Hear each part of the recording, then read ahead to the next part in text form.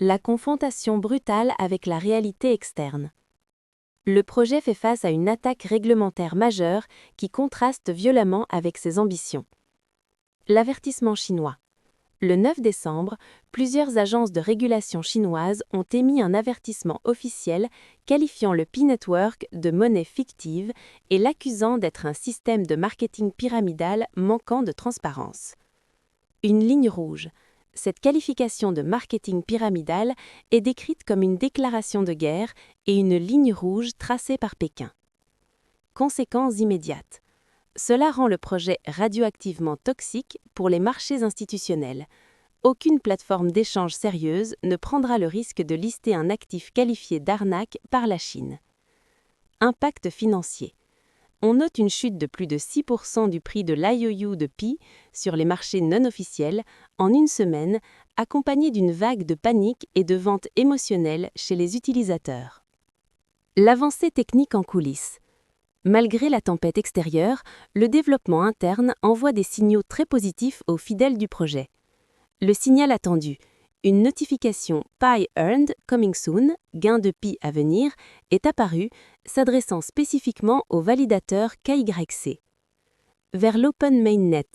Ce système de récompense est perçu comme une étape cruciale, signifiant que la plomberie interne est presque terminée et que l'Open Mainnet, l'ouverture du réseau vers l'extérieur, se rapproche. Une vision utilitaire.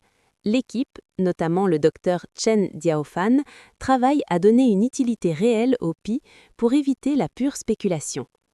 Payer pour parler. Utiliser des microfractions de Pi pour poster des messages ou lutter contre le spam. Curation décentralisée. Transformer l'écran d'accueil en média social où la communauté vote avec ses Pi pour mettre en avant du contenu. Les paradoxes et le comportement des acteurs. La situation actuelle soulève des questions fascinantes sur la psychologie du marché et la stratégie de l'équipe. Le pari des baleines.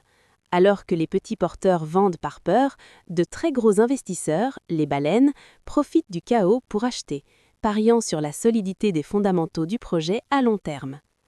Le silence de l'équipe. Face aux graves accusations chinoises, l'équipe centrale garde le silence. C'est un dilemme stratégique. Ne rien dire laisse le doute s'installer, mais répondre agressivement pourrait envenimer les choses avec Pékin. Une communauté fracturée. Le projet divise désormais ses propres rangs entre les croyants, qui voient les attaques comme une preuve de leur importance, et ceux qui doutent et se sentent floués. L'ambition du KYC décentralisé. Le projet tente de créer un système de vérification d'identité entièrement géré par la communauté, une idée jugée à la fois utopique et risquée. Biais, fraude. Vers quel avenir ? Le P-Network se trouve à la croisée des chemins, pris en étau entre deux modèles de régulation mondiale. Deux modèles de régulation. Le projet doit naviguer entre le marteau chinois, qui vise l'interdiction, et l'approche indienne, taxe à la source de 1% et surveillance accrue, qui cherche à réguler et taxer les flux. Fin du Far West. L'ère de la crypto sans règles est terminée. Tout projet atteignant une taille critique devient une question de souveraineté pour les États. Le combat final. L'avenir du projet ne dépend plus seulement de sa technologie, mais de sa capacité à survivre dans un environnement réglementaire hostile, tout en maintenant la confiance de sa communauté. Choc des réalités.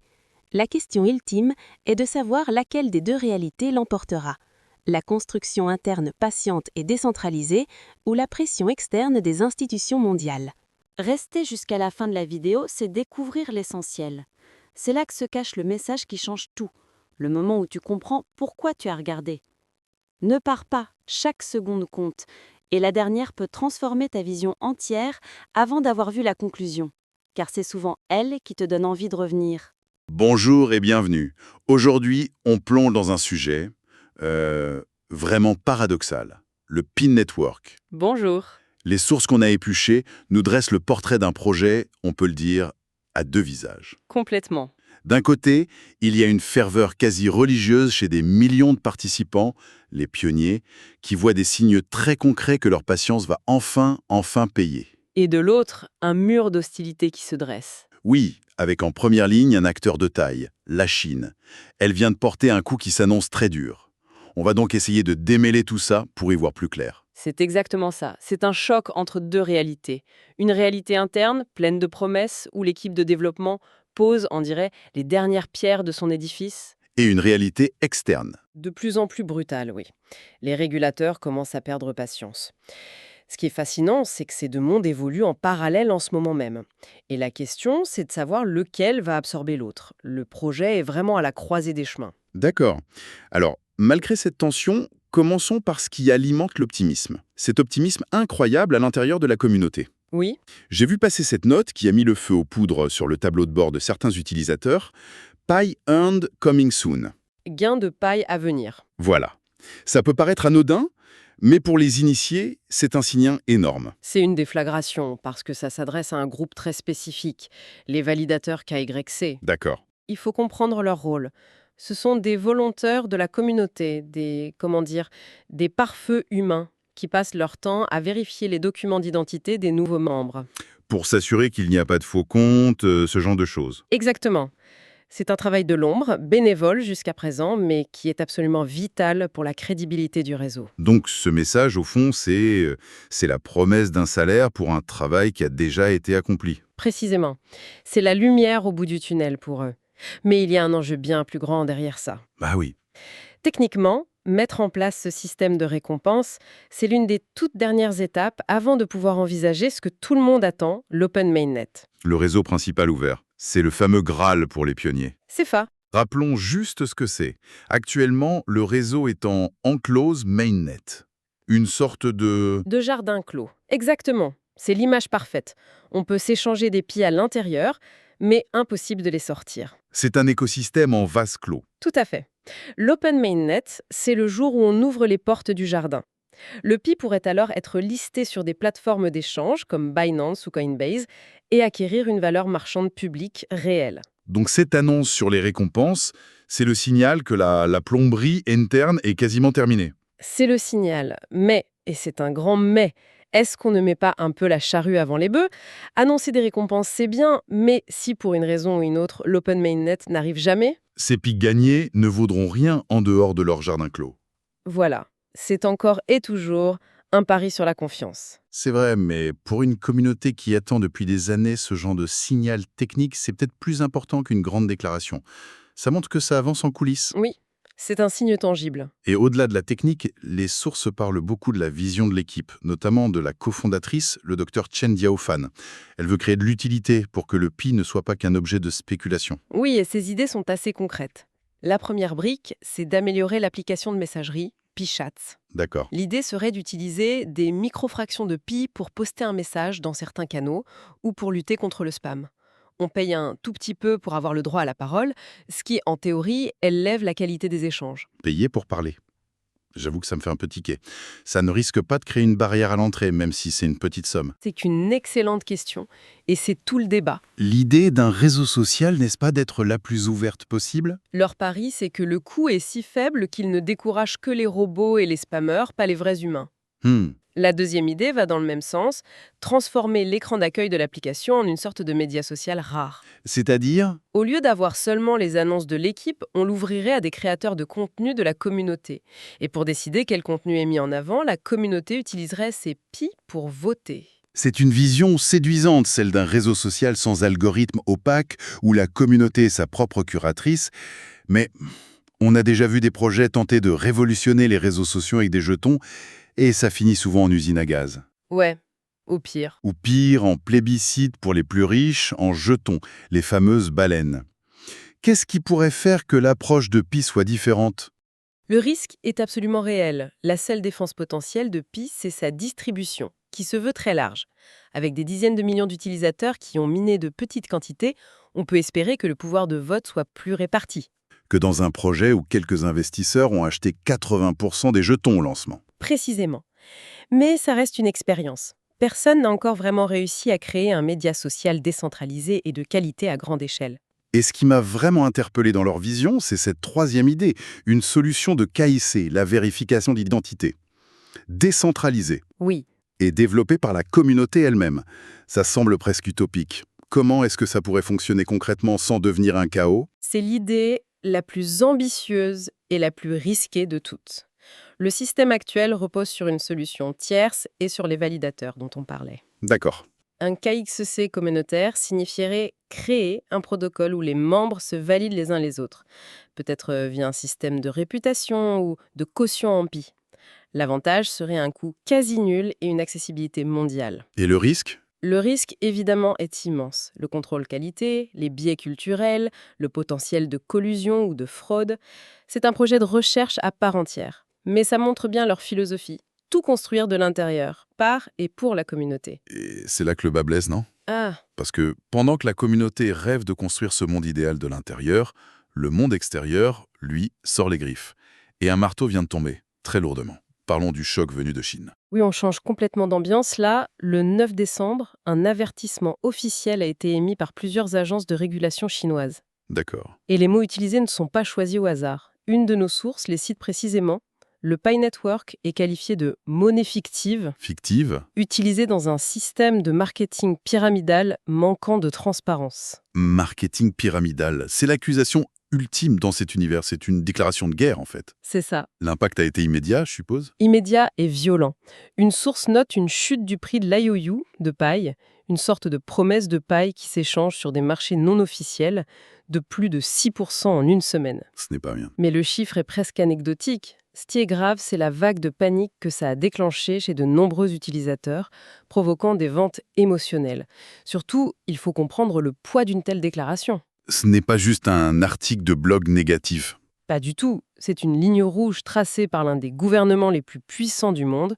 Concrètement, ça met une bombe sous le fameux rêve de cotation mondiale. Ah oui? Aucune plateforme d'échange sérieuse, je dis bien aucune, ne prendra le risque de lister un actif qui est officiellement qualifié de schéma de Ponzi par Pékin. Donc le projet devient... Radioactivement toxique pour le marché institutionnel. C'est un carton rouge réglementaire. Mais pourquoi la Chine s'en prend-elle si violemment à Pi? Est-ce que c'est le projet lui-même qui pose problème ou est-ce que ça s'inscrit dans leur politique anti-crypto plus générale? C'est probablement un mélange des deux. D'une part, la Chine a une politique de tolérance zéro pour les crypto-monnaies qui échappent à son contrôle, notamment pour éviter la fuite de capitaux. D'accord. D'autre part, la structure de paille, avec son système de parrainage pour augmenter sa vitesse de minage, ressemble superficiellement, pour un régulateur qui regarde ça de loin, à un système de marketing de réseau. Ce qui est un anathème en Chine. Exactement. Et la popularité massive de paille dans le pays a sans doute allumé tous les voyants rouges chez les autorités. Et cette pression ne vient pas que de Chine. Les sources mentionnent aussi d'autres nuages noirs à l'horizon. Absolument. Une autre source évoque une audience judiciaire concernant le Pi Network prévue pour le 23 décembre. Un autre marché énorme pour les cryptos, les sources donnent des chiffres officiels indiens très parlants du 8 décembre. Ils ont mis en place une taxe à la source de 1% sur toutes les transactions. Et les recettes explosent. Regardez l'évolution, 221 crores de roupies en 2022-2023 et une projection de 511 crores pour 2024-2025. Ça a plus que doublé en 2 ans. Qu'est-ce que ça nous dit? Que le marché est en pleine croissance. Mais que l'État est là et qu'il prend sa part. Le document précise aussi que le gouvernement enquête activement sur les plateformes, surtout étrangères, qui ne jouent pas le jeu. Et ils ont déjà identifié des centaines de crores de revenus non déclarés.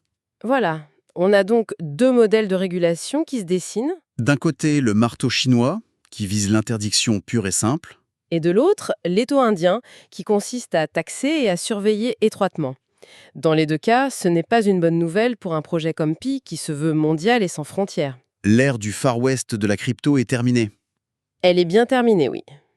Tout projet qui atteint une taille critique avec des millions d'utilisateurs devient une question de souveraineté pour les États.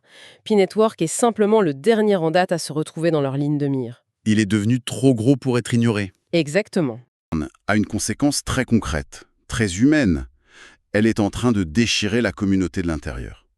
Une des sources décrit une fracture de plus en plus nette.